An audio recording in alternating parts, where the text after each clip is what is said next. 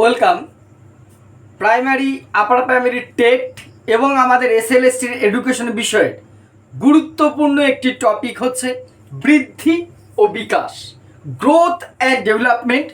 আজকে এই বিষয়টায় আমরা একটু আলোচনা করব বা জানার চেষ্টা করব। আশা করি যারা টেটের জন্য প্রস্তুতি নিচ্ছেন বা ভবিষ্যতে নেবেন তাদের জন্য যেমন উপযোগী, তেমনি এসএলএসটি এডুকেশন বা শিক্ষাবিজ্ঞানের অন্য যে কোনো স্তরের শিক্ষার্থীদের জন্য এই বিষয়টা খুব উপযোগী হবে। যদিও খুব কমন বিষয়, কিন্তু আমরা বৃদ্ধি বিকাশ শুধু প্রাথমিকভাবে জানবো তা নয়, বিকাশের প্রিন্সিপালগুলো যেগুলো আছে, বিভিন্ন নীতিগুলো আছে, সেই বিষয়গুলো আজকের ক্লাসটা আমরা জানবো।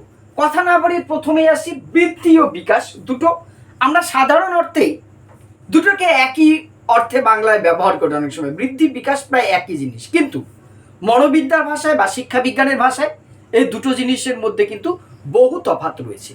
বৃদ্ধি ও বিকাশ আলাদা দুটো বিষয়। প্রথমে আমরা এখানে যে অর্ডারে লিখেছি সেইটা, অর্থাৎ বৃদ্ধি বিষয়টা নিয়ে আলোচনা করব। বৃদ্ধি কি? বৃদ্ধি এক কথায় বৃদ্ধি মানে বেড়ে ওঠা। বেড়ে ওঠা। একটি শিশু জন্মায় একটা নির্দিষ্ট, তার খুব ছোট থাকে, তার দৈহিক পরিণমন বা পরিণতি থাকে না। বয়স বৃদ্ধির সাথে সাথে সে কিন্তু বেড়ে ওঠে। সে অনুশীলন করুক, চেষ্টা করুক, না করুক, যাই করুক, বয়স বাড়লে কিন্তু দৈহিক দিক থেকে সে বেড়ে উঠবে। এই যে বয়স বৃদ্ধির সাথে সাথে দৈহিক অঙ্গ প্রত্যঙ্গের বেড়ে ওঠার এই প্রক্রিয়াটাকে বলা হয় বৃদ্ধি বা গ্রোথ। এই যে বয়স বৃদ্ধির সাথে সাথে দেহের যে বেড়ে ওঠার প্রক্রিয়া, সেটাই হচ্ছে গ্রোথ বা বৃদ্ধি। এর সাথে কিন্তু আমার ইচ্ছা, আমার অনিচ্ছা, আমার চেষ্টা, আমার চর্চা, এটা সেটা এর কোনো সম্পর্ক নেই। কিছু কিছু বিষয় থাকলেও সেটা এতটাই নগণ্য যে তাকে হিসেবে ধর্তব্যে আনা যায় না। অর্থাৎ স্বাভাবিকভাবে সময় যত যাবে একটা মানুষ কিন্তু তার বেড়ে উঠতে থাকবে। এই যে বেড়ে উঠছে, একটা যদি আমি মানুষের বাইরে যে একটা গাছ লাগালাম, সেটা সময়ের সাথে সাথে বড় হবে। শিশু জন্মের সময় খুব ছোট্ট থাকে, সে যত, আমরা কেউ এইরকম হয়ে জন্মাইনি। বয়স যখন বেড়েছে অটোমেটিক কিন্তু দেখুন আমাদের যে দৈহিক বেড়ে ওঠার প্রক্রিয়াটা ঘটেছে। একটা সময় যে কিন্তু আবার থেমে গেছে। বৈশিষ্ট্য আমরা যখন আসবো তখন ডিটেলসে বলবো। এই যে বেড়ে ওঠাটাকেই বলা হচ্ছে বৃদ্ধি। বৃদ্ধি নিয়ে খুব বেশি সময় ব্যয় করবো না, বৈশিষ্ট্যটা বলে আমরা বিকাশটাকে ফোকাস করব। এবারে বৃদ্ধির প্রক্রিয়াটিকে আরও বিশ্লেষণাত্মকভাবে যদি আমি জানতে চাই, তাহলে বৃদ্ধির বৈশিষ্ট্যগুলো যদি আমরা দেখি তাহলে আরও ক্লিয়ার হবে। প্রথমত কি, বৃদ্ধি একটি স্বাভাবিক প্রক্রিয়া, ন্যাচারাল প্রসেস নয়। বৃদ্ধি একটি, এই যে আমাদের যে দেহের অঙ্গ প্রত্যঙ্গ বা দৈহিক যে বেড়ে উঠছি, এটা তো স্বাভাবিকভাবে হয়েছে। এর জন্য কি আমাকে বিশেষ কোনো প্রশিক্ষণ নিতে হয়েছে, ট্রেনিং দিতে হয়েছে, বাড়িতে 3টে টিচার রাখতে হয়েছে, কোনো স্কুল কলেজে যেতে হয়েছে? না। যেটুকু হয়েছে নিজের থেকে আপনা আপনিভাবেই কিন্তু বৃদ্ধিটা বেড়ে ওঠাটা আমাদের হয়েছে। ওই যে বললাম, শরীরচর্চা, খাওয়া দাওয়া, খেলাধুলা এর জন্য ঘটলেও সেটা তার প্রভাব এতটাই কম যে তাকে খুব বেশি গুরুত্ব দেওয়া যায় না। মনোবিদ বা শিক্ষাবিদরা তাকে খুব বেশি গুরুত্ব দেয়নি, ফলে এটি একটি স্বাভাবিক প্রক্রিয়া। সেকেন্ড যদি বৈশিষ্ট্য দেখি আমরা, সময়ব্যাপী। সময়ব্যাপী মানে বৃদ্ধির একটি সময় পর্যন্ত বৃদ্ধি হয়। বৃদ্ধি কি এরকম নাকি আমরা ছোট থেকে বড় হয়েছি মানে কি 80 বছর কেউ বাঁচলে 80 বছর অব্দি বেড়েই থাকবে? তাহলে আর তো চন্দ্রযান পাঠানোর দরকার হতো না। যারা শতায়ু সে মনে হয় 4 অব্দি হাত এমনি পেয়ে যেত। বৃদ্ধি বেড়ে উঠছি ঠিকই, কিন্তু একটা সময় যে কি হয়, ব্রেকে পা পড়ে যায় না, থেমে যায়। তাহলে একটা সময়, একটা নির্দিষ্ট বয়স বা সময় পর্যন্তই কি হয়, বৃদ্ধি ঘটে, তারপরে কিন্তু বৃদ্ধি আর ঘটে না। তাই বলা যায় বৃদ্ধি হচ্ছে একটি সময়ব্যাপী প্রক্রিয়া। তারপরে আরেকটা বৈশিষ্ট্য অবশ্যই, বৃদ্ধি কি ধরনের প্রক্রিয়া, এটা একটা জৈবিক প্রক্রিয়া। জৈবিক, বায়োলজিক, জীব থেকে জৈবিক কথাটা এসেছে। জীব থেকে জৈবিক, আমরা যদি ক্লাসে যেভাবে আমরা বলি জীব থেকে জৈবিক, এটা তো আমার দেহের সাথে বা দৈহিক বলা যায়, দেহ থেকে দৈহিক। বৃদ্ধি বিষয়টা দেখুন, এর সাথে মনের কোনো সম্পর্ক নাই, যা হচ্ছে আমার জৈবিক বা দেহের বায়োলজিক্যাল বিষয়টা। এই জন্য বলা হচ্ছে বৃদ্ধি হচ্ছে একটি জৈবিক বা দৈহিক প্রক্রিয়া। এর সাথে ব্যক্তির মানসিকতা বা অন্য দিকের কোনো সম্পর্ক নেই। হ্যাঁ, সম্পর্ক নেই বলছি, আবার দেখুন, দৈহিক বৃদ্ধি ঘটলে আমার সামাজিকতা ঘটবে, মানসিক পরিবর্তন আসবে, সেই দিক থেকে দেখলে সম্পর্ক আছে, কিন্তু ওইগুলোর দ্বারা আমার বৃদ্ধি কিন্তু প্রভাবিত হয় না। সেটাকে বলা হচ্ছে বৃদ্ধি হচ্ছে একটি জৈবিক, শুধুমাত্র জৈবিক ক্ষেত্রে এটা প্রযোজ্য। নেক্সট হচ্ছে চাহিদা নির্ভর নয়, বৃদ্ধি কিন্তু ব্যক্তির চাহিদা নির্ভর নয়। অর্থাৎ আমি যেমন চাইবো আমার বৃদ্ধি তেমনই হবে, এর কোনো ব্যাপার নেই। তাহলে তো এখনকার বাবা মায়েরা বিশেষ করে 2 বছর হলে স্কুলে পাঠিয়ে দেয়। বাবা মায়েরা তো ঝামেলাই করতেন, এই তো ছেলে হয়েছে, ঝট করে 18 বছরের মতন একটা ছেলে, ইয়ং ছেলে হয়ে যাও তো বাবা, কালকে তোমাকে ক্রিকেট কোচের কাছে নিয়ে যাবো, এই করবো সেই করবো। সবাই এটা চাইতো। বা কেউ যদি চায় আমার হাতে এত বড় হোক, আমি ঘর থেকে গাছ থেকে আম পেরে খাবো, হবে না। আমার চাহিদার ওপর বৃদ্ধি কিন্তু ঘটে না। বৃদ্ধি যেটা হয়, যেহেতু এটি স্বাভাবিক প্রক্রিয়া, তাই এটা আমার চাহিদার দ্বারা ঘটে না। কিন্তু এখানে একটা কথা আছে। কি কথা কর্তা? কথা হচ্ছে বৃদ্ধি ঘটলে আমার কোনো চাহিদা পূরণ হয়। বৃদ্ধি চাহিদার ওপর নির্ভর করছে না, কিন্তু বৃদ্ধির ওপর আমার চাহিদা পূরণ নির্ভর করছে। তো আমার ইচ্ছা ছিল সাইকেল চালাবো ছোটবেলায়, কিন্তু নাগাল পেতাম না। আমার যেই গ্রোথটা হয়েছে তখন আমি নাগাল পাচ্ছি, এবার সাইকেল চালাতে পারছি। অর্থাৎ বৃদ্ধিটা হলো বলে আমার সাইকেল চালানোর যে আশাটা, চাহিদাটা ছিল, সেটা পূরণ হলো। তাহলে বৃদ্ধির দ্বারা কি হয়? চাহিদা পূরণ হতে পারে।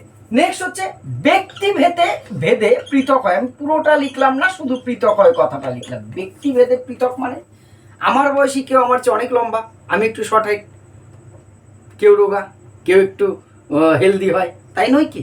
বৃদ্ধি একই বয়সী দুটো ছেলের একই রকম একদম 5 ফুট 6 করেই হাইট হবে, এর কোনো মানে আছে? কোনো কালেই ছিল না, আজও নেই।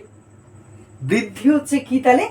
ব্যক্তি ভেদে পৃথক হয়, তফাৎ হয়। যে কারো বৃদ্ধি বেশি হতে পারে, আবার কারো বৃদ্ধি একটু কম হতে পারে।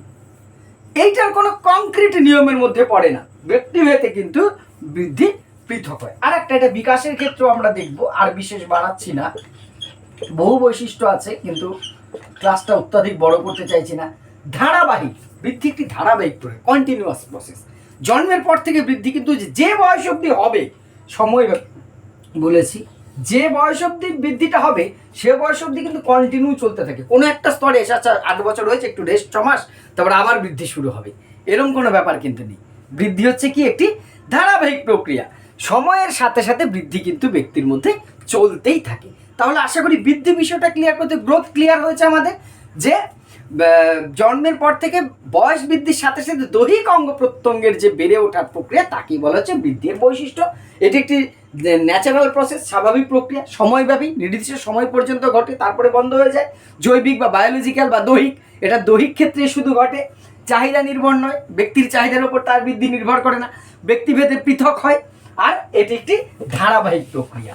বৃদ্ধি গেল, এবার এর সাথে যেটা আমরা আগে বিকাশ আলোচনা করব। বৃদ্ধির পর যেটা আসছে বিকাশ। বিকাশের ইংরাজি কি? বিকাশের ইংরাজি হচ্ছে ডেভেলপমেন্ট। ডেভেলপমেন্ট বা বিকাশ। এই বৃদ্ধি আর বিকাশটাকে আমরা অনেক ক্ষেত্রে আগেই বললাম যে একই মনে করি, কিন্তু আসলে এক নয়।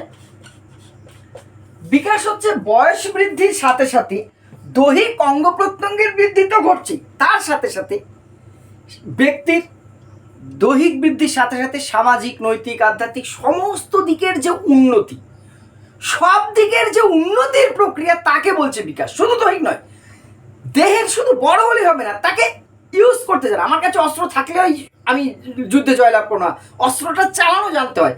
আমার দৈহিক বৃদ্ধি করছে, তা সেটা সঞ্চালন করতে তো জানতে হবে। শুয়ে সুতো পড়াতে পারেন একটা শিশু, কারণ তার ম্যাচুরিটি আসেনি, দৈহিক বৃদ্ধি ঠিকঠাক হয়নি, কিন্তু বড় হলেও তাও তার প্রসেসটা জানতে হবে। শুয়ে সুতো গাঁথার মতন এইভাবে করে মেরে দেবো সুতোর দিকে শুই, তাহলে তো হবে না। এই যে কৌশল আয়ত্ত করা প্রক্রিয়াটা, উন্নয়নের প্রক্রিয়াটা, ডেভেলপমেন্ট মানে উন্নয়ন, দৈহিক, মানসিক, সামাজিক সমস্ত দিকের ধারাবাহিক একটা উন্নতি ঘটে চলেছে প্রত্যেকটা শিশু, প্রত্যেকটা মানুষের জন্ম থেকে মৃত্যু পর্যন্ত। আমাদের দৈহিক তো অবশ্যই বৃদ্ধির ফলে যে দেহের উন্নতি ঘটছে, বৃদ্ধি ঘটছে, তার উন্নতি, তার সাথে সাথে দৈহিকের সাথে সাথে মনের, সামাজিক, মানসিক, সামাজিক, নৈতিক, আধ্যাত্মিক, এই যে সমস্ত দিকের অনবরত উন্নতি ঘটে চলেছে, তাকেই বলা হচ্ছে বিকাশ। সমস্ত দিকের যে উন্নয়ন বা উন্নতির প্রক্রিয়া ঘটমান বা চলমান ধারাবাহিকভাবে ঘটে চলেছে, তাকেই বলছে বিকাশ। অর্থাৎ জন্ম থেকে মৃত্যু পর্যন্ত। এটার কিন্তু আমরা বৈশিষ্ট্য বলবো যে একটা জায়গায় যে বিকাশ কিন্তু থেমে থাকে না, বিকাশ হচ্ছে লাইফ লং প্রসেস, লার্নিং এর মতো।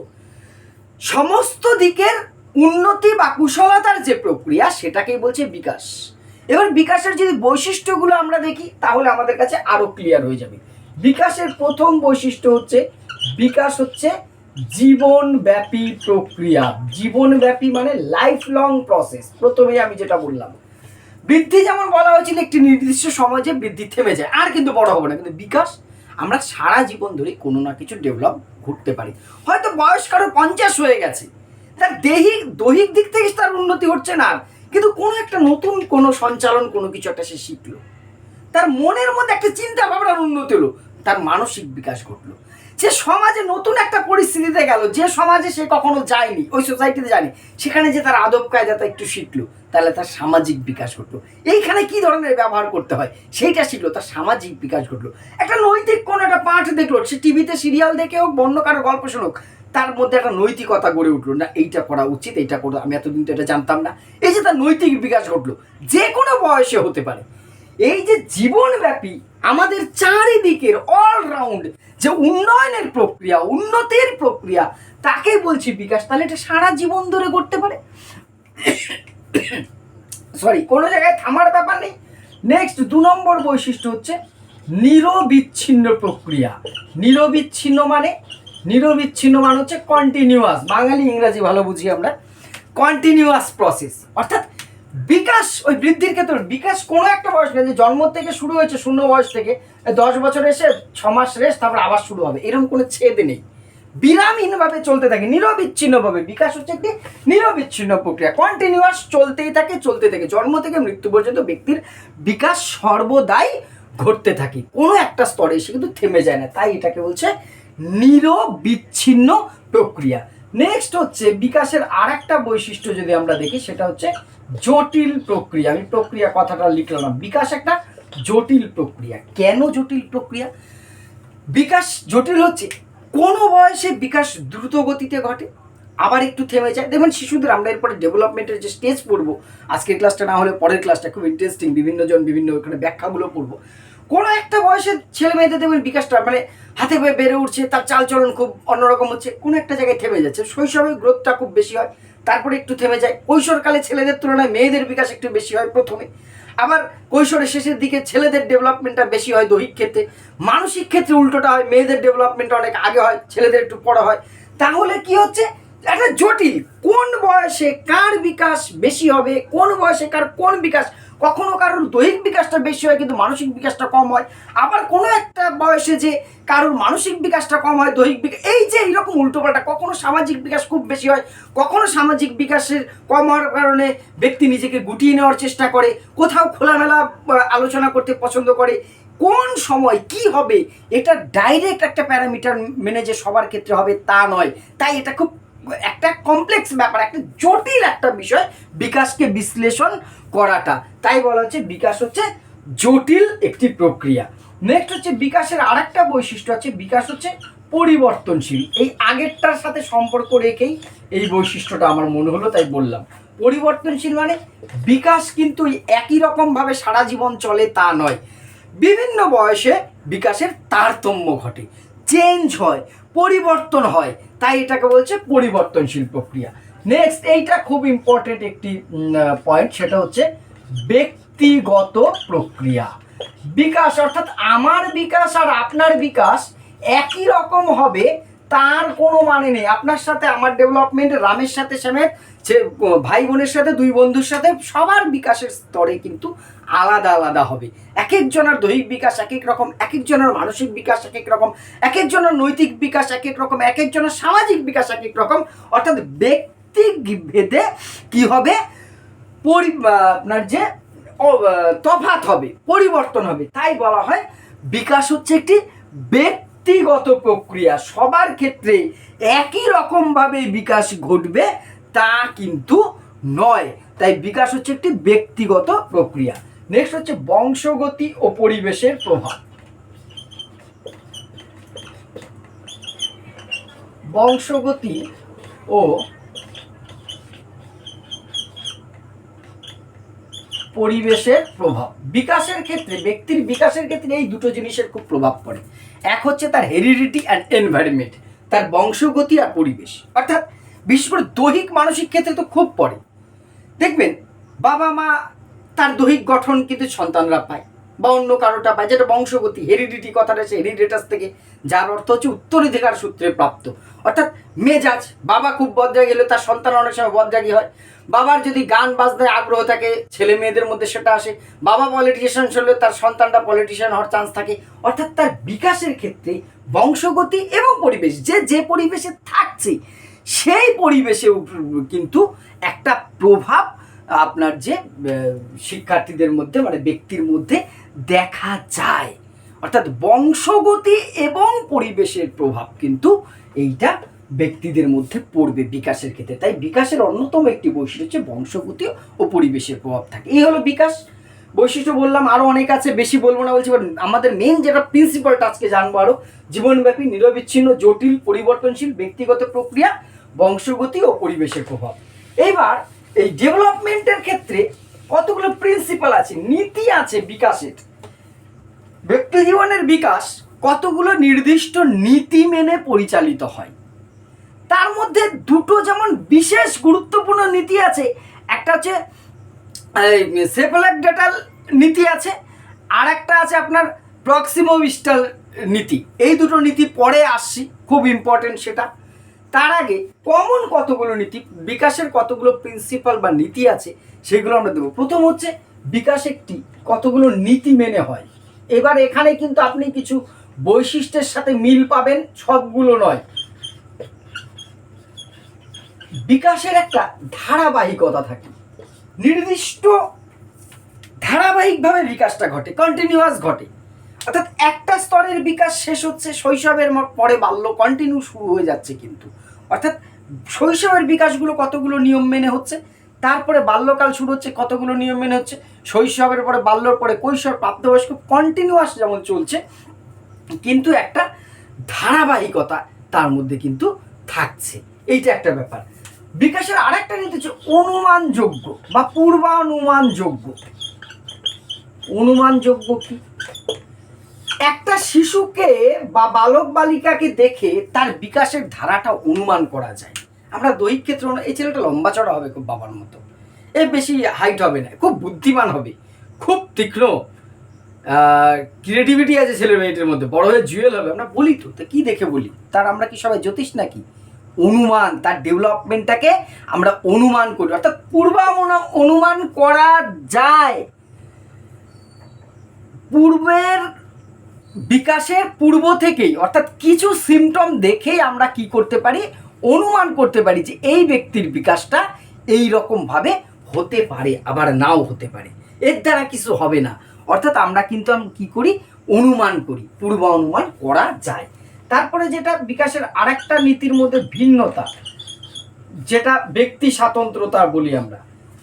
ব্যক্তির বিকাশের ক্ষেত্রে একটা ভিন্নতা থাকে, অর্থাৎ বিভিন্ন ব্যক্তির বিকাশ যে কোনো নির্দিষ্ট প্যারামিটার, নির্দিষ্ট কোনো ব্যাকরণ, নির্দিষ্ট কোনো নিয়ম মেনে হবে, এর কোনো বাধ্যবাধকতা নেই। প্রত্যেকের তোমার যে বিকাশ আলাদা আলাদা আলাদা আলাদা হবে। কিন্তু এইখানে আরেকটা এবার যেটা আসছে, প্রণালীগত ভিন্নতা। এইটা আবার কি নীতি? মেন দুটো নীতি আমি লাস্টে বলবো বলেছি, এটা কটা পয়েন্ট একটু বলে নি কমন জিনিসগুলো। প্রণালীগত ভিন্নতা অর্থাৎ বিকাশ, সবারই দৈহিক বিকাশ ঘটছে, সবারই মানসিক বিকাশ ঘটছে, নৈতিক আধ্যাত্মিক সামাজিক সমস্ত বিকাশ প্রত্যেকেরই ঘটছে, কিন্তু আমার বিকাশের একটা ক্যাপাসিটি আছে, একটা টাইপ আছে, একটা প্রণালী আছে। আপনার বিকাশ ঘটানোর প্রণালীটার সাথে আমার সাথে কিন্তু মিলবে না। দৈহিক বিকাশের প্রণালী যেমন একরকম, মানসিক বিকাশের প্রণালী একরকম, সামাজিক বিকাশের প্রণালী একরকম, এক একটা। ঠিক আমার দৈহিক বিকাশের প্রণালী আপনার দৈহিক বিকাশের প্রণালীর মধ্যে তফাৎ আছে। অর্থাৎ প্রণালীগত একটা ভিন্নতা কিন্তু বিকাশের মধ্যে থাকে। নেক্সট হচ্ছে সাধারণ থেকে বিশেষ। এইটা খুব ইম্পর্টেন্ট বিকাশের একটি নীতি। সাধারণ থেকে বিশেষ মানে বিকাশ জেনারেল থেকে স্পেশালাইজড হয়। অর্থাৎ একটা ছোট্ট উদাহরণ, দৈহিক ক্ষেত্রে একটি শিশু যখন তার ডেভেলপ করছে, সঞ্চালনগত বিকাশ করছে, অঙ্গ নাড়াচাড়া করা, প্রথম একটি শিশু কিন্তু এরকম ঘাড় ঘোরাতে পারে না। দেখবেন আজ থেকে এডুকেশন সাইকোলজি তো একদম প্র্যাকটিক্যাল সাবজেক্ট একটা। শিশুকে যদি এপাশ থেকে ওপাশ ঘুরতে হয় তাকে পুরো বডিটা এরকম ঘোরাতে হয়, বিছানায় শুয়ে শুয়ে তাই করে। শুধু ঘাটটা ঘোরাতে কিন্তু সময় লাগে 2-1 মাস। অর্থাৎ এইটা হচ্ছে একটা স্পেশাল সঞ্চালন। আমি শুধু ঘাটটা ঘোরাতে পারি, টোটাল হোল বডিটা। এই যে আগে বিশেষটা হয়নি, আগে সাধারণ সামান্যীকৃত, স্পেশালাইজেশন হয়েছে পরে। শিশুকে এই যে আমরা 2 হাত দিয়ে পেন ধরতে পারি, একটা বাচ্চাকে দেবেন 6 মাসের বাচ্চা, 3 মাসের বাচ্চা, সে পারবে না, পেনটা ধরবে এইভাবে। সে 2টো আঙ্গুলকে আলাদা করতে পারে না। স্পেশালাইজেশন এখনো হয়নি, সাধারণ হয়েছে, জেনারেলাইজেশন। ওকে, স্পেশালাইজেশনটা পরে হয়, সাধারণ বিকাশ আগে ঘটে, বিশেষটা পরে হয়। অর্থাৎ বিকাশের একটি নীতি হচ্ছে কি সাধারণ থেকে বিশেষের দিকে যায়। আন্তঃসম্পর্ক ইনার রিলেশন বা ইন্টার রিলেশন থাকে। এই যে দৈহিক, মানসিক, সামাজিক, প্রাক্ষবিক, নৈতিক, আধ্যাত্মিক, এই যে অলরাউন্ড ডেভেলপমেন্ট আমরা জানি বা পড়ি বা বুঝি, প্রত্যেকটা বিকাশের মধ্যে একটার সাথে আর একটা সম্পর্ক রয়েছে। অর্থাৎ দৈহিক বিকাশ ঘটলে তবে মানসিক, মানসিক ঘটলে তবে সামাজিক, সামাজিক ঘটলে আবার হয়তো আধ্যাত্মিক, আধ্যাত্মিকটা ঘটলে তবেই এই মানসিকটা আবার ঘটবে, এই সামাজিকটা ঘটলে তবে ওই আধ্যাত্মিকটা ঘটবে। অর্থাৎ একটার বিকাশের সাথে আর একটা বিকাশে হচ্ছে কি রয়েছে, আন্তঃসম্পর্ক, ইনার রিলেশন রয়েছে। বিকাশের মধ্যে আন্তঃসম্পর্কটা বিদ্যমান। নেক্সট যেটা অভিমুখ, প্রত্যেকটা বিকাশের একটা নির্দিষ্ট অভিমুখ থাকে, একটা ওয়ে থাকে যে কোন দিকে যাচ্ছে। দৈহিক বিকাশটা ঘটছে এই দিকে যাওয়ার জন্য ঘটছে, মানসিক বিকাশটা তার একটা টেন্ডেন্সি আছে সেই অনুযায়ী ঘটছে। সেটাকেই বলছে যে একটা নির্দিষ্ট অভিমুখ আপনার যে থাকে সেটাকে বলছে। এবার নেক্সট হচ্ছে ব্যক্তি স্বাতন্ত্রতা, যেটা বৃদ্ধির ক্ষেত্রে আমরা বলেছি, এইখানেও বলছি। আমি ব্যক্তি কথাটা লিখলাম না, স্বাতন্ত্রতা, ব্যক্তি স্বাতন্ত্রতা মানে প্রত্যেকের থেকে প্রত্যেকে যে আলাদা সেটা। অর্থাৎ বিকাশের ক্ষেত্রে সবার যে একই রকম হবে সেইটা কিন্তু নয়। প্রত্যেকটা বিকাশের পর্যায়ে শুধু প্রত্যেকের সাথে প্রত্যেকের আলোচনা, প্রত্যেকটা পর্যায়ে স্বাতন্ত্রতা বজায়, শৈশব, বাল্য, কৈশোর, প্রাপ্তবয়স্ক, আমার প্রত্যেকটা স্টেজের বিকাশের যেমন আমার 4টেকে আলাদা টেবিল করা যাবে, ঠিক অন্যের শৈশবের সাথে আমার শৈশব, অন্যের কৈশোরের সাথে আমার কৈশোর, সবগুলোর মধ্যে একটা আলাদা 1,000 কোটি লোক হলে 1000 কোটি স্টাইল আছে, স্বাতন্ত্রতা আছে, সবারটা আলাদা তফাৎ আছে। এই হলো বিকাশের বৈশিষ্ট্য নীতি। আর বোর্ডটা মুছে আমি আরও যে গুরুত্বপূর্ণ দুটো নীতির কথা আমি বারবার বলছি, সেই নীতি দুটো আমরা আজকে আলোচনা করে নেব। বিকাশের মূল প্রধান দুটো নীতি হচ্ছে, একটা হচ্ছে সোপালোকডাল আর একটা হচ্ছে প্রক্সিমোডিস্টাল। এই দুটো নীতি মেনে, এই দুটো নীতির থেকে কিন্তু প্রশ্ন খুব আসে। সোপালোকডাল একটা আর হচ্ছে প্রক্সিমোডিস্টাল, এই দুটো কিন্তু খুব খুব খুব ইম্পর্টেন্ট। প্রথমটা কি, যে বিকাশ সবসময় মস্তিষ্ক থেকে নিচের দিকে হয়, মস্তিষ্ক থেকে দেহের নিচের দিকে হয়। অর্থাৎ ব্যক্তির বা শিশুর সবসময় ব্রেনের ডেভেলপমেন্ট আগে ঘটবে, তার নিচের দিকে ডেভেলপমেন্ট পড়বে। এই জন্য শিশু হাসতে আগে শেখে, কান্না করতে শেখে, তার কান, নখ, চোখগুলো অনেক বেশি আগে সঞ্চালন হয়, হাত তারপরে, তার উপরে পা, হাঁটতে শেখে। অর্থাৎ এই যে মস্তিষ্কের ডেভেলপমেন্ট সব সময় প্রথমে হবে সারা দেহের চেয়ে। এই নীতিটাকেই বলা হচ্ছে সেফালোকডাল নীতি। অর্থাৎ বিকাশের, শিশুর বিকাশের ক্ষেত্রে, ব্যক্তির বিকাশের ক্ষেত্রে সর্বদা মস্তিষ্ক থেকে তার নিচের অংশের দিকে ধীরে ধীরে ধীরে ধীরে পায়ের দিকে ডেভেলপমেন্ট অগ্রসর হয়, বিকাশ ঘটে। এইটা আরেকটা কিছু না, প্রক্সিমোডিস্টাল। প্রক্সিমোডিস্টাল হচ্ছে কেন্দ্র থেকে বিকাশ পরিধির দিকে যায় বা দূরবর্তী অংশে যায়। পরিধি বলতে পারি, দূরবর্তী বলতে পারি, অর্থাৎ সেন্ট্রাল। এখানেও ব্রেনটা যেমন আগে আসে, এর থেকে যত দূরের অংশ, একটা তো গেলে এইরকম, আর একটা এই যে এইভাবে। অর্থাৎ এই অংশটার ডেভেলপমেন্ট যত দ্রুত হচ্ছে, এই অংশটার ডেভেলপমেন্ট, হাতের আঙ্গুলের ডেভেলপমেন্ট কিন্তু অনেক পরে হবে, কারণ এটা কেন্দ্র থেকে অনেকটা দূরে। এই জন্য অনেক পরে শিশু এইভাবে পেন্সিল ধরতে শেখে, নালে এইভাবে ধরে। কিন্তু খাওয়ার কৌশল সে কিন্তু শিখে গেছে, তার হার্টবিট কিন্তু কাজ করছে। সব ঠিকঠাক, কারণ এই কেন্দ্র থেকে যত দূরবর্তী অংশ তার বিকাশ তত পরে ঘটবে। এই নীতিটাও কিন্তু রয়েছে, হচ্ছে এটাকে বলছে প্রক্সিমাল ডিস্টেন্স। এইবার এখানে আমরা শিক্ষাবিদ এই মনোবিদ পিঁয়াজের কথা শুনেছি, পিঁয়াজের নৈতিক বিকাশ কোলবার্গের নৈতিক পিঁয়াজের জ্ঞানমূলক বিকাশ আমরা আলোচনা করব, ক্লাসে আসবো। পিঁয়াজে বিকাশের ক্ষেত্রে 4টে জিনিসের সমন্বয়ের কথা বলেছেন। আমরা শুধু ওই পেঁয়াজের ওই তত্ত্বের মধ্যে আটকে থাকবো না, এই ছোট ছোট প্রশ্নগুলো আমাদের কিন্তু অনেক সময় বাধার সৃষ্টি করে। বলছে 4টে বিষয়ের সমন্বয়ের বিকাশ ঘটে। সেই 4টে বিষয় কি কি? প্রথম হচ্ছে বলছে পরিণমন।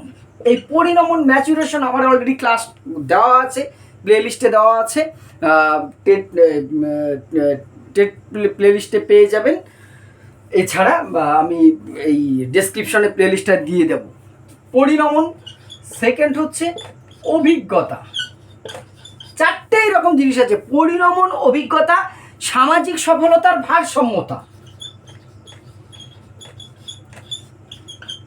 সামাজিক সফলতা আর হচ্ছে ভারসাম্যতা।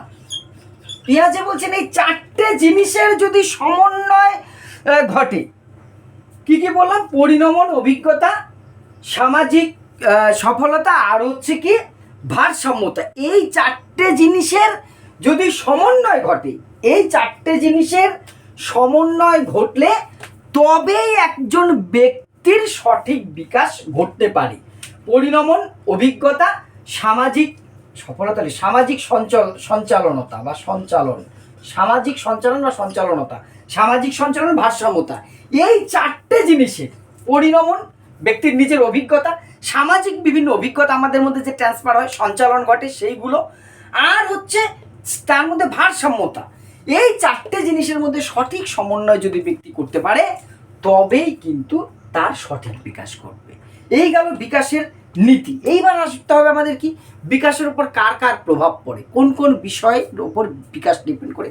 তারপরে বিকাশের অনেক স্তর আছে। পিকুনাস একরকম বলেছে, আর্নেস্ট জোলস একরকম বলেছে, রুশো একরকম বলেছে, সেগুলো কিন্তু পড়তে হবে আমাদের।